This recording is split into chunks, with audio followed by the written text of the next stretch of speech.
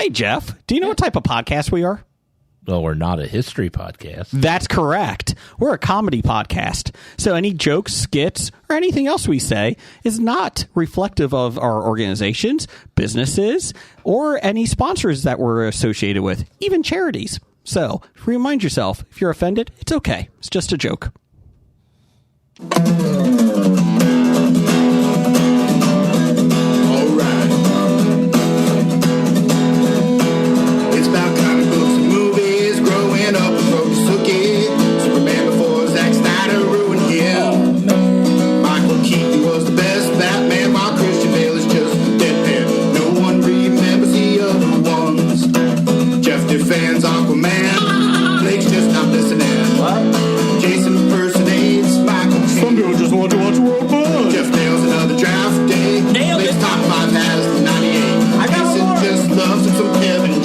Kevin James. It's the history of bad. It's bad. It's the history of bad. So bad. It's the history of bad ideas.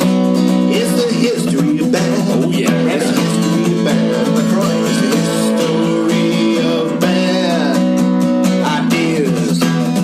Podcast. Offense.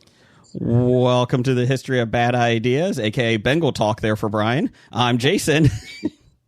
I'm Jim. I'm Brian. And as a special guest, special episode of Bad Ideas, we have actor, comedian, professional wrestler, Ryan Nemeth. How you doing, Ryan? Guys, what's going on? What an intro. Thanks. This is awesome. Welcome. It's been years in the making. Brian keeps saying that he knew you, and we never believed him. I get the same thing when I'm going around saying I know Brian. Everyone's like, no, you don't. You don't know him. I'm like, dude, I do. Do you not know Brian? He's the podcast guy. He was an intern for us, and he's worked his way up. He's done a great job. Wow, all the way from the mailroom. Yeah. All the way. Yep. The first time I met Brian, he looked at my fake ID and said, you're not 6'3". Your name is not Eric Bond. Sorry. And he wouldn't let me in the bar because he was a highly paid private security at a Cincinnati nightclub. Wouldn't let me in. Would that be... He was a hard ass. He was a hard ass at the door. He shoved me. He shoved me right in the icy snow. Did you get up and clothesline him? No, I had a horrible concussion. I was knocked out for a day. It was in the hospital, man. Good job, Brian. I thought about pursuing legal action. I think the time has expired now, but... And then you realize that Brian didn't have any money to sue for. Damn it. He didn't shove me, but I didn't let him in though. To your credit, you gave me the fake ID back. Thank you. Hey. I was always nice with people if I told them no and they were like, okay. Like I gave it back to them. You can try again tomorrow. I'm not working. If I'm not here, yeah. You can try it again tomorrow. Yeah. But not too long after that, what happened? You got hired. Yeah. Yeah, we hired you. And then I let myself in. Terrible idea. I checked my own ID every day. So you worked at Dana Gardens, the famous Dana Gardens in Cincinnati? Yeah, I'm just having a flashback of thinking I was being cool, letting in a babe with a fake ID, but it turns out it was not a fake ID. I'm realizing that now. Molly McGrath, I thought I was letting in because it said Mary McGrath, but her name was Mary. So I was thinking like, cool, this must be your sister's ID or something, but it's just she actually was just 21. You got some good security over there, Jim. We do. It's top notch. Ryan, did you know that Jim owns Dana's now? Oh, congratulations. That's incredible. No, I didn't know that. What? Well, thank you. BJ and the guys allowed me to buy in with them a few years ago. Wow. So how many owners, or is it a private, undisclosed? It's 5 right now. BJ's father, and then the 2 other silent partners. Shh. Don't talk about them, Jim. Yeah, geez, made me uncomfortable. I didn't ask any follow-up questions. So if anybody's in Cincinnati, make sure you stop by on Dana Avenue, Dana Gardens. It's a beautiful place. Beautiful place. Recently remodeled. What? Very nice. It is. It has that whole outdoor patio, courtyard, fountain thing. Yeah, we have that pavilion back there. Yeah, pavilion. That's the word. So, Ryan, we did not invite you on just to talk Dana's and promote them for 5 minutes. But one other thing I like about Dana's is the ice rink they put in the winter. In the winter months, you can do a little ice skating back there, and it's really, they have a cocoa thing and a giant Christmas tree. You know what? I'm thinking of 30 Rockefeller, New York City. I'm sorry, different place. My bad. But Dana's is great. I love Dana's. Very similar vibe as Rockefeller.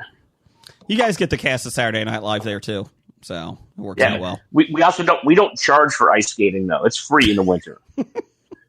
just got to bring your own skates. Somebody had me send a Zelle payment for like $140. I paid somebody. It was Mary McGrath. Mary, yeah. Well, Ryan, we appreciate you coming on the show. It was great. Thanks. See you guys later. Yep, been great. Have a good day. Sorry, TNA. We're just talking Dana's today. This was just a Pepsi Zero commercial. Dude, I love this stuff. It tastes so good. I like this so much more than Coke, and no sugar. Win-win. I've been drinking this like 8 or 9 of them like a day. Yeah, you've done some great product placement in all your social media posts recently with Pepsi Zero Sugar. I'm seeing if they'll take me on as a brand ambassador. You know, after Pepsi being on influencer. Yeah. After being on this show, I'm sure you'll get it. I'm sure. Yeah. Sure. We have the power. I hope so. The HOBI bump. That's right. Ryan, please tell us what is coming up that you're so excited for. I'm so excited about TNA Bound for Glory, which is October 12th. So I hope your program airs before then, because otherwise It will. The tickets sold right now are huge, and I think it's on track to being the highest attended Bound for Glory in TNA's history, which is awesome because we set the record for TNA in North America at Slammiversary with like just shy of 8,000 people, which, you know, for a company like TNA, it's very impressive and awesome and cool. And we got little plaques given to a little, I don't know what the material is, but it has the attendance, the date, and everything. And we got those at the last taping. That was pretty cool. I don't think people understand how difficult it is to, one, sell any tickets to anything.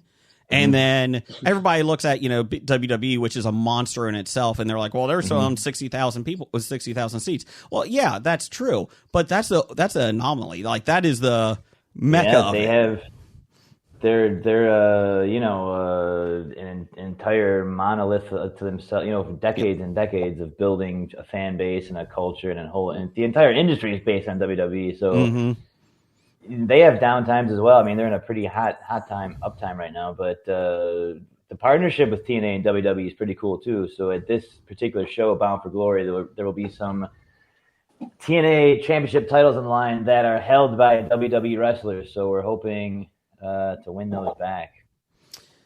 Trick Williams is one of them. Trick Williams, yeah. Yep. And this is the 20th, I think, Bound for Glory.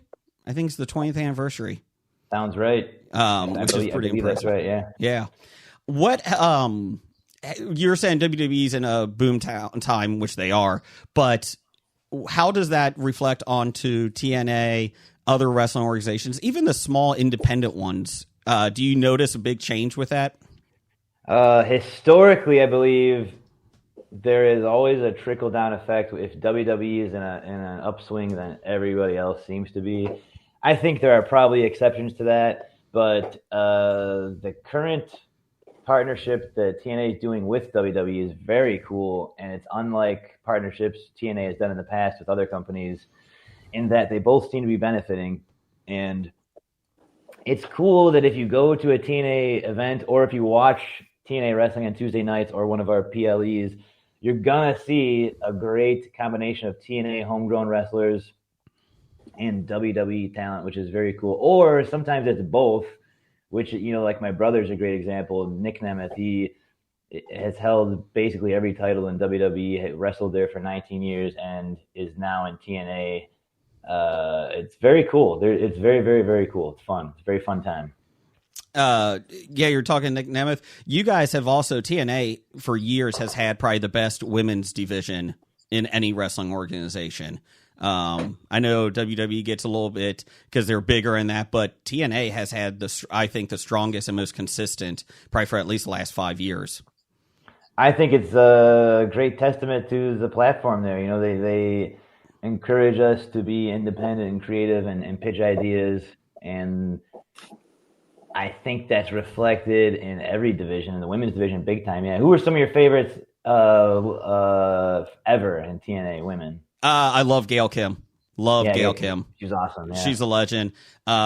Grace, love her. Mm-hmm. Obviously, she just jumped, but she was probably the one that made me stand up and go, wow. And just to see her evolve from beginning to end, and that, like, until she left, like, has been very impressive for it. It's just very strong. Like, every time you watch, you're like, there's not a downtime. Like, I mean, you had Sami Callihan for a while, too. And I mean, just before he was, in all sense, psycho on it, and he was great. His character was amazing.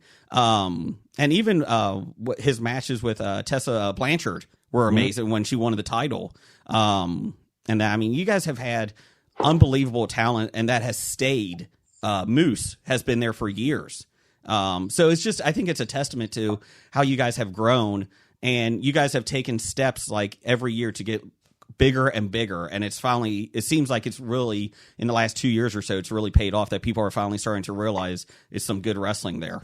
You know, it's a great variety show, and that's what drew me to even enjoy watching wrestling in the first place, was seeing a little bit of everything on there. So there's great women's matches. There's Santino Marella, who is like super funny. Yes. You know? People will come to the shows just for him, which I think is incredible. And that flies in the face of people who used to tell me when I was in NXT, don't go the path of being the comedy wrestler. Nobody buys tickets to see the clowns. And I thought, the circus. People go to the circus. Yeah. To see clown. Like, I have bought tickets to see clown, you know? So whenever his music hits, Santino, at any of our tapings or when he's on NXT, the place goes insane, unlike they go for any of the active wrestlers. So, yes. And that's not a knock on the wrestlers. That's a plus for him. The show has a lot of variety. There's hard-hitting action. There's crazy matches with, like, the Rascals and, Leon Slater. There's the acrobatics and flips and stuff. And there's entertainment. There's some gore in there if you want that. It has a little bit of everything, and that's why I really enjoy watching TNA. Yeah, because you had the Broken Hardy era for a while. You're talking about variety. Rosemary Rosemary's awesome. Yeah. Do you feel like, take Leon Slater for that, and for yourself too, do you feel like you get more, I don't want to say leeway in the ring, but more of your own, what you want to do? Do you have more freedom, I guess, in TNA? Compared to other companies? Mm-hmm. Or, yeah, just in general. Past in TNA. Man, I cannot really speak for anybody else, but I will say that in TNA, it is a nice blend of things, and I do like that there is some responsible, competent oversight. I like that. I have worked other places where it's just like, yeah, whatever you guys want to do, and then whether that's, I don't always think that's the best, because some people are just newer, and that could lead to injuries. That could lead to not the best. That could lead to just the same match happening a few times in a row on a show. So I do like the creative oversight we have at TNA. I don't feel like we're shackled in any way creatively, and I feel it's the full opposite, and makes for a better show. Mm-hmm. Brian, you got any questions there? I don't want to hog. Yeah, Brian, who's your favorite knockout in the history of TNA, Brian? Probably your mom. No.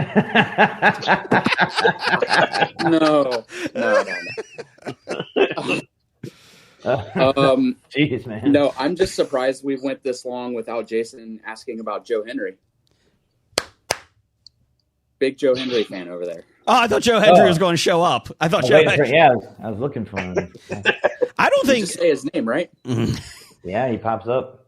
I don't think Ryan's very happy with Joe Henry. He made a not so nice video. Okay, he's one of my least favorite. I really do like him a lot, and I think he's incredible and a good guy. But I just hate that guy, and he sucks. I have these two feelings about him. No, he thwarted me in my nefarious goals so many times. I'm very happy for what's happening. He's a very hardworking person and very dedicated and very reaping what he's been sowing in a good way. But I hate him. Oh, I hate him. That bastard. That evil bastard. Yeah. Love Pepsi though.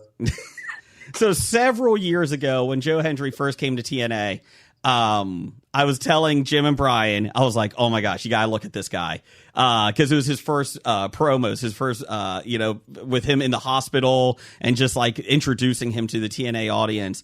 And so I went down a rabbit hole of watching all his stuff over in the UK. And it was like, oh my gosh, this guy is hilarious. It's like, how has this guy not been picked up by anybody? And so I think on the podcast, I talked like 3 straight weeks about this guy, and it annoyed the hell out of Jim and Brian. I was like, no, you got to watch his videos. And then are you doing that with anybody right now that in 3 years you'll be like, remember that? I was doing that about this guy too. You. I know that's not true. No, good. I'm the one that's doing that. Thank you. To be honest, like I think the from TNA, I think Leon Slater is probably he's just scratching what he can do. I liked him in NXT. I think that he really pretty much could be the future of the X division for a while. So he's an amazing athlete. He has a bright future. He's so young still, and I love him. And I just hate that guy. Yes. Really, is there anybody in TNA you like? I love my big brother. Who's your brother? Nick Nemeth. Never heard of him. He was recently a TNA Tag Team Champion with his little brother. Me. Oh. Remember that guy? He looks familiar. I might recognize him. Does he have a different name? He looks like me, but he's got like Barbie doll hair. Have you ever blocked him from entering a bar, Brian? His brother? No. Okay. No. Okay. That's good. I had him come to Dana's one time in college. He was in town for whatever TV taping, and I'm like, you gotta just at least see this bar. And he walked in and said, okay. And I was like, all right, we can go down. Yeah, I don't think he just said, all right, cool. Are you living a dream now, like tagging with your brother and just working with him? It's so nice. I've been trying to get that to happen in multiple different companies for so long, and it was cool in this one to not have to be the one pitching it, where that, the creative department itself was like, here's our plan. And I was like, oh my God, finally. Great. I mean, I was in NXT and they made me have a different name than him. And I remember having a match on NXT, and it was long ago, and William Regal on commentary saying, he's Dolph Ziggler's brother. Why does he have a different last name? And I was like, that's a good question. It's not like very strange. And I was trying to get him to come to AEW, and I worked there the whole time too. It's fine. It's nice to finally be doing this together. Well, and I think too, like if you go through the history of wrestling, you have tag teams that are related are some of the best tag teams in the business because they have a built-in chemistry. You have the Steiners, you have the Samoans, you have the Hardys. Go all the way back, Briscoe Brothers. Like you have teams that have that built-in chemistry that they don't have to work at it. Yeah, Nick and I have done everything except wrestle on a team for the past 20 years together. We've done comedy shows, little movies we've made, sketches, short films, variety shows, a literal comedy act, And so we have this, we live together and travel together. So to be in the ring together, at first we didn't have all the moves that all the teams have, but that has already opened up and now we do. So to have the chemistry that was already there just be complemented with now doing double team moves and stuff, it's so fun. It's so fun. And look at our cool jackets. These are awesome. Where can we buy those at? You cannot buy these. Oh, jeez. But I am selling some old ring gear, so if you want to buy some of my old trunks, I got some of those. I was just going to say, I'm pretty sure I saw something similar to that for sale on your Instagram. Yeah, my little undies, my short shorts. Man, I just don't use that gear anymore, so I think if some collectors want this, that's great. I want to make room in the closet. And some of the DMs I get are just brutal, man. Like, do they smell? Are they sweat? It's like, will you sweat in them first? Wink face. I'm like, that's fine if you're buying them. If you're just hoping I'll like flirt back with you on DMs, like, nah, you just buy the freaking. Do you? Are you The on internet is amazing. We've talked about this on the podcast a lot, Brian. The internet is always friendly too. They never have negative comments ever. Yeah. And Ryan specifically knows all about the niceness of people on the internet. That is just horrible to me, dude. It's so brutal. Jim, do you think Dana's could buy the trunks and maybe have like special nights when Ryan's wrestling that you guys just wear them behind the bar? Oh my God. Well, he'd have to wear them first. Okay. We're not buying them not worn. Yeah, we want authentic ring-worn gear here. Oh. I have a friend, Ryan Keeley. She's an adult film star, and she's very open about this. She sells underwear that's been worn, but she'll buy them, put them on once, put them in a Ziploc bag, and mail it. But she like technically wears them briefly, but the people who want those, it's worth so much more. She's not spending the day in them or working out in them or whatever. She's just like, technically they were on. Okay, in the bag. Yeah, you gotta pay extra for that. Yeah. There's nothing more I want than used sweaty underwear. There are one collector has bought a few items from me over the years, and after every transaction, I'm like, cool, here, I'm shipping them out. Thanks a lot. Here's a photo of me signing it or whatever. And it's all, I think like, okay, we're done. Deal. And there's always some follow-up message that goes, hey, if you ever want to like sell like your underwear or something, I'm like, all right, man, all right. The transaction's over. You don't have to say anything else. Let me just forget this until next year when you buy the other shorts. And then you write, how much? Any songs or anything? Like, depends how much. So what match at Bound for Glory October 12th do you think is going to surprise people the most? Man, it's the one that usually surprises people is the world title, which has surprised people a number of times this past year and a half, 2 years. So probably that one, probably Mike Santana and Trick Williams, because I think a lot of people thought at Slammiversary that Trick Williams was not going to win, and then he won, which surprised and upset people. So probably that one again. That's my guess. But you do have this legendary tag team, the Dudleys, going against the Hardys. And I don't know if I've mentioned this yet. I pinned Jeff Hardy in Los Angeles in front of my dad and all of Hollywood and won the tag team titles for my brother and I. Mm-hmm. I pinned Jeff Hardy. That's just an aside. But they have a match, and it's their last one ever. It's one last, whatever they're calling it. I'm kind of resentful about that because I don't know why we're not in this match. Why Dudleys aren't even part of TNA. They're just like, hey, yeah, maybe we should do this too. Oh, all right. They're legends. I get it. People do want to see it, and I think people are excited about it. But what gives, bro? I think it's you guys the kind of thing that makes me want to crack open a refreshing, sugar-free Pepsi number 2 and just have a little sip. Is that Pepsi 1? Oh man, That's Pepsi Zero Sugar. Pepsi Zero Sugar. I'm sorry. But it's number 1 to me, Ichiban.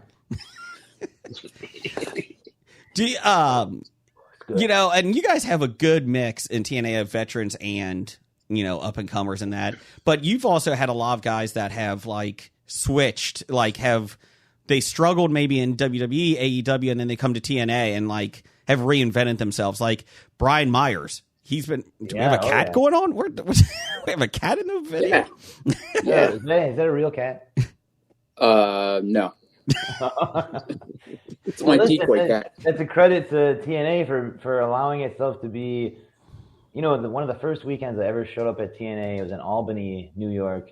And I remember Tommy Dreamer giving a locker room speech saying, this company and your opportunity, and it can be whatever you want it to be.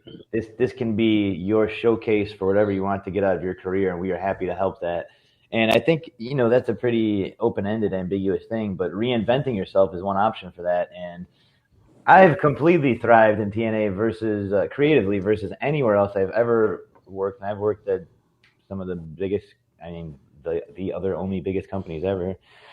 And the Nemeth family's been reinvented there. We've teamed up and become these evil, cocky, horrible people characters, and it's just so great, and it works so well against these amazing good guy tag teams. And it's a great place for that. It's a great place to reinvent and try new things. And I think it's a great place to start out too, like Leon Slater. Damn, the Hardys broken thing started in TNA. Mm-hmm. You mentioned that earlier. Like that is the epitome of that, I think. Well, even AJ Francis, who had trouble going over a rope and was a laughing stock, and then he comes to TNA. He's like, "No, I can do this. Like I had one bad move. Like, simmer down, people." And he's reinvented himself too. Yeah. How did you come up with the Hollywood Hunk? Well, besides you are. Yeah, I mean, I don't know. It's the thing I am. My friends in NXT, which were like Luke Harper, Trent Beretta, and Sami Zayn, would all just call me a hunk all the time. Like they would, I don't. Back then, I was probably more of a hunk, but they would say, my name was Briley. They would say, Briley, just a hunk, huh? And I would be like, yeah, I guess. I didn't know if it was good or bad. And I used to go to the beach a lot, and more than any of my friends, and they would be like, just classic beach hunk, And I kind of took that to heart and liked it. And when I was getting some new gear made, I texted all three of them and I said, hey, what should I put on this? Should I put like this or the word hunk? And they all unanimously were like, hunk. What are you even asking for? Put the word hunk on there. No one else does that. And we all think you're a hunk. And then I was debuting on AEW and I wrestled Hangman, Adam Page. And I had hunk on the back of my butt. And the owner of the company said, he was like, had his phone like messaging like production people. He was like, okay, Ryan, you're the hunk. What kind of hunk are you? And I said, Hollywood Hunk. And he goes, okay. And when the episode aired, it said Hollywood Hunk everywhere. And I was like, yeah, dude, that's perfect. But, I legally own all these terms. So it's good. Well, it was hard. Hunkamania was hard to get. That's the name of our comedy show we do, Hunkamania. And that was hard because there's a nationwide strip review called Hunk-O-Mania, which is just naked dudes. Which is different than what you do, right? It is. And in every city we do that show in, Hunkamania, which is my brother and I's stand-up variety show. We do comedy and wrestling and all that. Usually someone will message me and say, is this the right place? This keeps popping up. And it's always Hunk-O-Mania. I'm like, obviously not. Well, maybe not obviously, but no. And you picked great with Hollywood because every wrestler that mentions Hollywood gets booed out of the building every single time. Yeah. It's also, I have many jobs in my life and several of them are in Hollywood. Like I do a lot of acting. I do a lot of comedy. I'll do stunt work. I've been doing, secretly, it's not a glamorous one, but for the past year, I've done a number of stand-in and stunt photo doubles for Christian McCaffrey in commercials.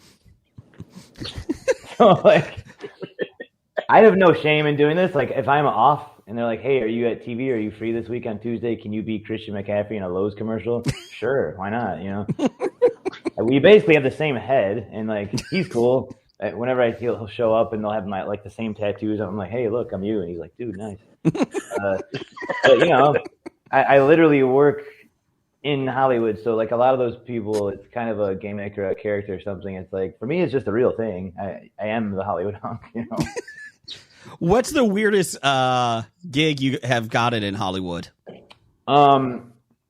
It's tricky. Because so many will not pop to my head until after this interview probably, but I've done hand modeling for McCaffrey also. Are you George Costanza? I thought of that because when they bring in an NFL guy, they're only there for how long they want to be there for. So if his face is on camera, he's there. If it's any other part of his head or body, it's just me or whoever the guy is. So he's doing like learning how to work the sink and stuff in Lowe's. I'm like, that's my hand. Those are my hands. That's it. But let's see, weirdest. The second most recent Jimmy Kimmel Live sketch I was on, I was totally naked. They had me totally nude in like the tiniest little flesh like fabric to cover my Wang basically, and it was when, I don't know if this is happening, but a billionaire wanted to have his own Olympics where you can do drugs and PEDs and stuff. I don't know if that's still a thing, but it was in the news like a year ago or half a year, whenever that was, and they wanted to do a sketch advertising for the all drugs Olympics, and so they had me nude, and then they like enhanced my muscle, like I was this giant square muscle man with my tiny little Ryan head, and the guy, the voiceover said, and it will, shrink your testicles or something. And I'm like, wait, what? Hold on. It cuts away. I'll be embarrassed. I don't care. I thought for sure it would have been some of your early work, like your farming. Oh man, commercial. I love those. I think they're kind of funny just because you and my friends and everyone knows I'm not a farmer, but in my defense, it's an acting job. You're not gonna really be a farmer. But I was going for it. I was baling hay for like hours in West Virginia, talking about how I quit the mouth tobacco habit. It was like an anti-mouth tobacco thing. Snuff, chew, dip. Whatever you call it, it causes cancer. Yeah, That's right. I quit. It was tough, but I'm tougher. I have that on my hard drive. I save that on all whenever I update things. I think it's so funny. I love your Taco Bell commercial when the guys try. Yeah, those are fun. I like those a lot. So, Jimmy, got any questions up there? I was just wondering, how much more fun is it being a heel than it is being a face in wrestling? Well, I don't think anything I'm doing is being a heel, but just the crowd does. So it's easier because I'm just acting normal. maybe I'm a little more energetic. I'm louder probably than I am in real life. It's very fun. The first half of what I was doing in TNA was more hero, good guy stuff, and it was cool just to get out there. But I knew we were just planting the seeds to become the evil poison that turns my brother to the dark side. Also, it's so super fun, way more fun. And I also like to wrestle amazing athletes who do insane acrobatic moves, and just to witness those things happening above my head so often is really, really impressive. Like looking up and seeing Leon Slater just flipping 400 times, like out of the ring, landing 20 feet over there, and I'm like, he nailed it. He hit me. Like it hurts and it sucks, but it's very impressive. Who's probably been your favorite wrestler to wrestle? Ooh, to wrestle. Dang, that is a really good one because I've wrestled so many people. Even, when I was in NXT, there was a time for a few months when the 6-man tag match to end every house show was, our opponents were Damian Sandow, Dean Ambrose, and Claudio, or what was it? Cesaro. Yeah. What his name was there. And that was just the most fun, So wrestling guys like that, or Seth Rollins, or even wrestling against my brother a few times has been amazing. My favorite match ever probably was against my brother at like a Orlando or Kissimmee, Florida NXT show. I think my favorite opponent is yet to come, but I mean, I don't know. I've had really fun matches with Billy Gunn. I've wrestled Trent. It's always very fun to wrestle Trent Beretta. I love wrestling somebody like Joe Hendry because the crowd is so behind him that amount is just reversed for me. Like the amount that they love him when I do something, it's like, boo. So that's really fun. Okay, I'll just tell you right now, me and Nick against the Hardys in LA was probably my top favorite match. Was that just like a dream come true? Yes, it was a dream come true because I grew up just loving those guys. My dad was there in the front row. My girlfriend was there. Barbara Crampton was there. Jeff Tremaine and Rick Cott, just people from here that I care about and love were all there in the front row. The showrunners from Anna's TV show Gotham Knights were there. They loved wrestling, and it was a great little packed Nemeth fan section we had. It was awesome, and we got to win. Yeah, so that was fun. Brian, you got anything else? Yeah. Uh-oh. When will we see emo Nemeth again? Wow. Oh, I'm trying to think of what to do for Halloween. Maybe I could be Emo Nemeth for Halloween. He's referring to the time Nick and I broke into the Hardy compound and stole the tag title belts. I was cursed by Gothic Baby. She blew magical powder on me and turned me emo. That seems reasonable. Seems lifelike. Seems realistic. I mean, you did break into their property, so kind of deserved it. We were going to break in, but they just let us in. They were invited. Hey, that was crazy. I'll ruin the illusion right now. We flew in that morning across country, like from the West Coast to the compound. Went directly didn't go to a hotel. Went right there, shot for 13 or 14 hours, and went. I just made my flight by I didn't get to take a shower. I mean, I was in that pool for hours, but so I was like, I don't know if anything we just did is cool. I was wearing a wig at some point. I had many costume changes. I was underwater most of the shoot. I didn't see Nick for most of it. Nick shoved a kid down. I remember that at the end of it, Nick grabbed the kid, and I left my shoes there. So Matt Hardy's wife, Rebby, found my shoes and thought they were like a woman's shoe. She thought my shoes were girl shoes, and then made a TikTok about how she's busting her husband who had a girl over and left his shoes, and he's like, "Those are Ryan Nemeth's shoes." And she's like, "Oh, really? Ryan Nemeth, a man, wears these shoes?" And I'm like, "Yeah, I do. What the hell, dude?" they're a little fruity, but and then when it came out, it was so incredible. I was so happy about that. I thought it was so great. I went to my acting class. I go to this weekly acting class, keep the skills up there. And someone in class was like, I just need to say this right now. Ryan Nemeth was in a movie with the Hardys, and I grew up just thinking, I can't. He's like, Rob, the teacher, you don't understand how fucking cool that is. And I was like, oh, thanks, man.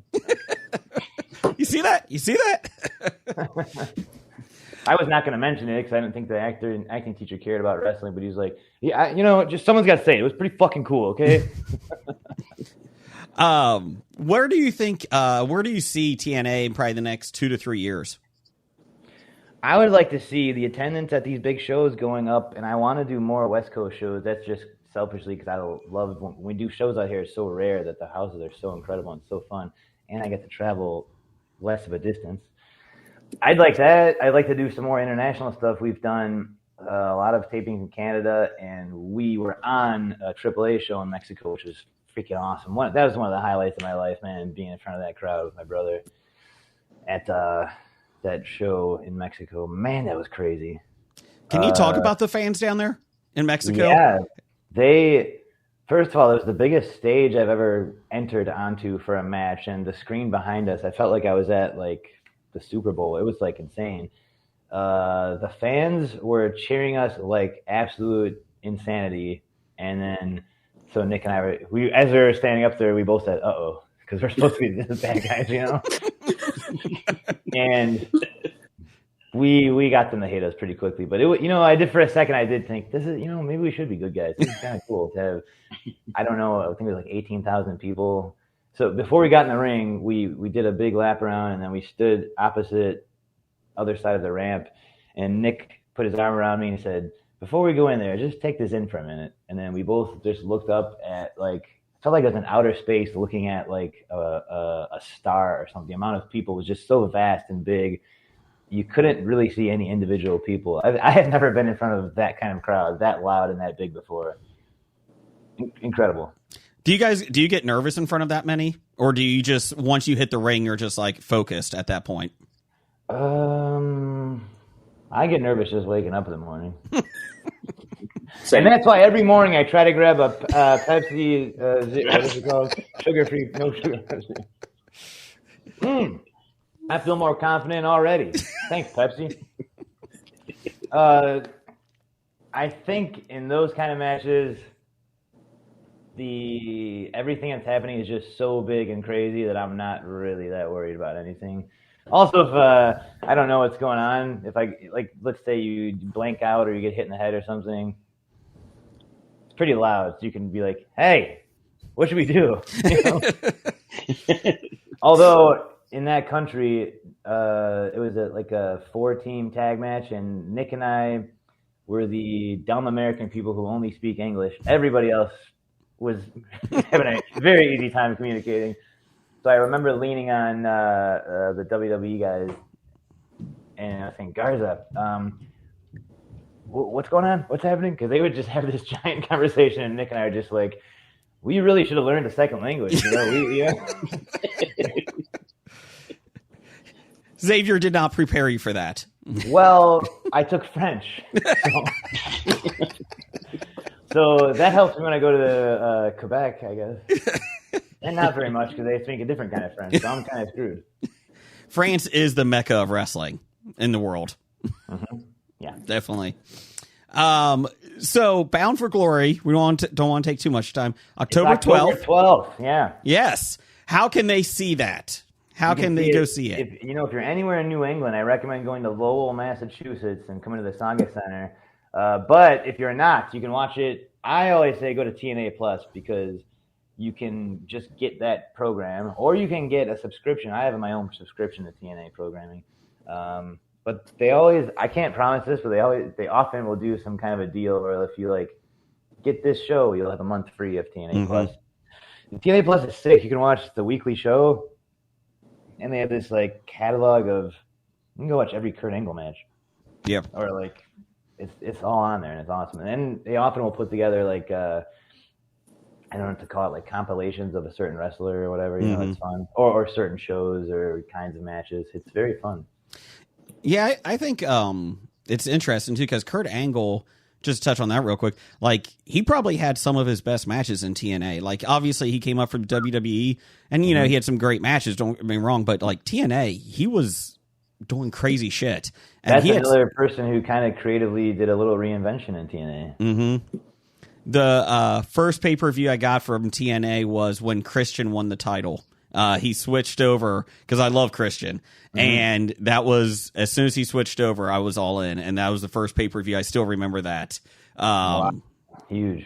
Yeah. You should get some of his underwear. Yeah. Does Christian sell underwear?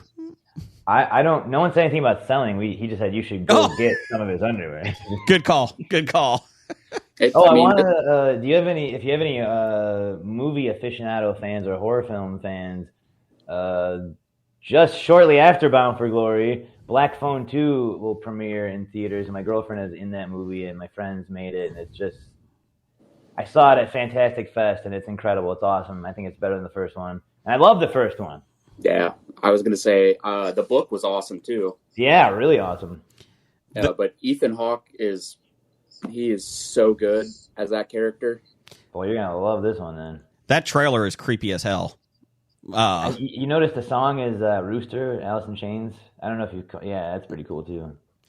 Yeah, that comes out after, you said, in 2 weeks. Yeah, the world premiere was at Fantastic Fest like a week ago. It's gonna do its Hollywood premiere this Wednesday, and then Bound for Glory is Sunday, and then Black Phone is I think everywhere by Thursday after that. So a week out, 4 days after Bound for Glory. Gotcha. I don't think that the studio has arranged, included Bound for Glory in their movie rollout, but I have. It's a big October for this household.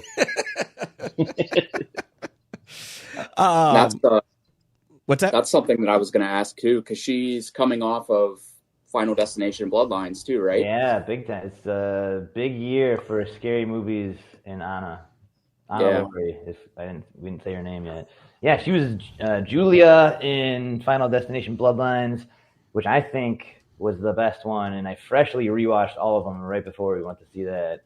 I loved it. It was such a fun movie, and I will not tell you who she is because I don't think it's public, but she is a major role in Black Phone 2. Go see that. See Bound for Glory, see Black Phone 2. Bloodlines is a great film. I actually did a review of that on the show a couple of months ago. So I hope you were nice. I was. I like Final Destination. So hell yeah. We're usually nice. Ryan, we want to thank you. Usually. And I want to thank Pepsi for keeping me hydrated and focused throughout this trying interview. No, it was great. Thanks for having me. Ryan, we can joke all we want, but I love Pepsi. I will be sure to tag them when we release this on the podcast. Release the podcast, we'll put that on our Twitter account, X, whatever it's called. So Ryan, October 12th, Bound for Glory, 20th anniversary. Plus. Get TNA Plus and watch it. Yes. And then right after that, go see Black Phone 2. Why not? Yeah. Have a fun October. One last question before I let you go. This is from my brother. Do you think Xavier will ever have a football team again? No. Do you feel like losing to Marshall might have killed their hopes? I hear that their rugby team is doing well. I get weekly emails from Mr. Donlin, and I know they've moved up in a division. They're much more serious and studious than they were when I was a part of the team, which is great. You played rugby? Yeah, the rugby team is doing pretty well. Yeah, they're excelled in every way. And when I get these emails and I think, well, that's great. It seems a lot less fun now, but it's great that you're recruiting and doing scholarships and But I was the team. I was something. I was like the president of the team or something, I think. And we won 2 division titles while I was there. We also were massively suspended and in horrible trouble, and almost got kicked off campus. But I brought us back. And yet you still couldn't get into Dana's because of that damn security guard. Well, that was like going up against like Secret Service. Or whatever Tom Cruise is in those movies. I think of that with you, Brian. Jack Reacher? It was like going up against the Grabber. Ethan Hawke's spooky guy. Well, Ryan, we it took a second, but then he laughed. Ryan, we appreciate it. You're welcome to come back on the show anytime to promote anything you want. Your comedy show, your acting roles, TNA, anything. You have an open door. So we appreciate it. Same Z's for you guys. If I ever start a show, you guys come on anytime. Yeah. Didn't you have a podcast? Yeah, we got kind of busy. I mean, it's a lot of work. I mean, it's not really that much work. We do it every week. I know you're trying to get rid of me, but I will address the busyness here. Oh, no, go ahead.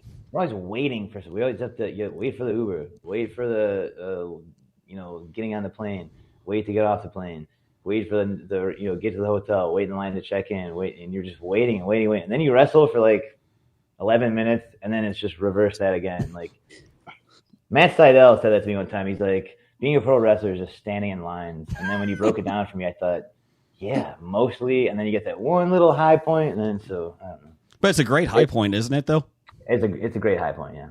Is there especially? Go ahead, Brian. I said especially the airport bathroom selfies. That guy was wild, man. He wanted a photo with me while on the clock, while people are peeing and washing their hands and stuff in the background. And then as I'm leaving, he goes, "Who are you?" Like usually, you just thought, this guy is probably famous. He had the TNA jacket. He's like, "Oh yeah, you're." I'm like, "Do you watch TNA?" He goes, "No." I said, "Well, you should start. At the very least, for having me do this weird photo of the bathroom, so you should watch it, I guess." Why would you ask for a selfie of somebody you don't know? I think he saw the TNA. That's the power of TNA these days. It's getting people while they're mopping the floor. He was mopping. He took a break because he's like, TNA, can we be in a picture? Oh, by the way, who are you? As I was leaving, I thought it was really funny. I can't fault him for it. I loved it. I'll be honest. Jason. Yeah. Do you know who that was? Who? That was Blake. Oh, that was our Blake co-host, Blake. Our other co-host. Well, tell him, tag me, post a photo. Wait, was he staring at your crotch for an abnormally long period of time? Well, it's a bathroom. Everyone's staring at everyone's crotch. Well, it could have been Blake then. It could have been. Oh, poor Blake. I don't know what to say after that. Yeah, right. So, you know what? I like a good way to end a show is with a penis story. So that's good. That's good. Oh, that was. Oh, I thought you were asking me. Well, if you got another one, go ahead. I mean, you got another one. Let me try to think here. We had a tag match recently in which I think the climax of the match was me getting nailed in the crotch by Matt Cardona, and then also by Brian Meyer. Like it was okay. So Ryan's gonna fall on the top rope on his crotch, and like, okay, cool. And then he gets hit, and like, okay, and then like, there's like 3 things directly to my nuts. Like, all right, sure, man, yeah, great. And the crowd loved it. So, is there any way to protect against that? That's a no. After that, I think my barber was like, "Do you guys wear cups?" I'm like, "No, we can't. I don't think you can. Maybe you could, but it looks so crazy because I have one right here. This is my old NXT stuff. It's just so thin, you know. Yeah. You can't really put any. If you wear whatever underwear you have under there, you see the line. Who's gonna wear a cup? Well, if you did, you could sell it. Yeah, that's true. Ring worn Cup. And then, Jim, you could wear that for Dana's night, TNA night at Dana's. Dude, nice. Thursday night. I'll make a ton of money in tips that night just wearing that. You can do like Coyote Ugly, just stomp around your little cup.